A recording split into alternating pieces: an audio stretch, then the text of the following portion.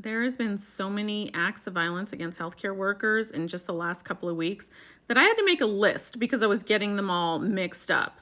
So let's go through just a few of them, not even all of them, in no particular order.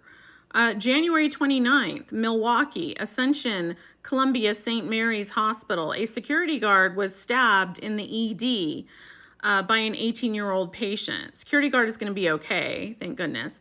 This is the same hospital back in 2020 that a woman who is still in the process of suing them, allegedly for negligence in providing appropriate security and safety measures after she was stabbed more than a dozen times there.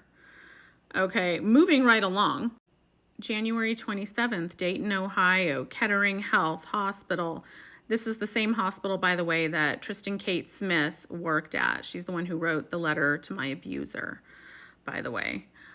So an inmate was being treated there when he violently assaulted a security guard, another security guard.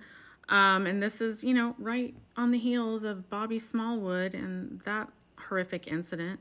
And he took the security guard's gun. Now, the news told us that he ran off and was later found somewhere else with a self-inflicted gunshot wound. But what I am told by people there is that allegedly he shot off the gun inside the ED and that it allegedly went through the wall into a patient's room. Luckily, it was very low to the ground and no one was injured. The security guard is going to be okay, but here's the part that nobody will be surprised about. Admin came along and gave them all pizza. Yeah, which none of them could eat until hours later when it was cold. But, that's how we solve everything, right? Do you remember the case back in April of 2023 at John Peter Smith Hospital in Fort Worth, Texas, where an inmate was a patient in the ICU and kicked a pregnant tech with such force that it caused the death of her fetus?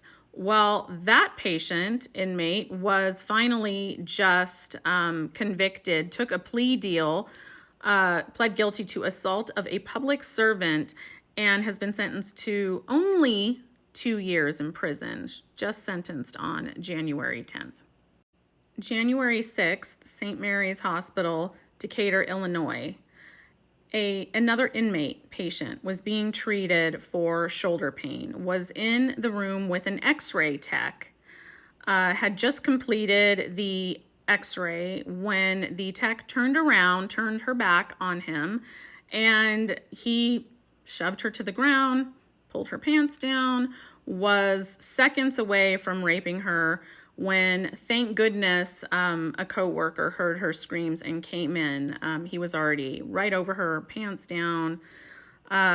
Later on, when he was being questioned, he said that she wanted it and it was no big deal. He has gone back to prison and is now being held for aggravated criminal sexual assault. Are y'all wearing the red and black ribbons yet?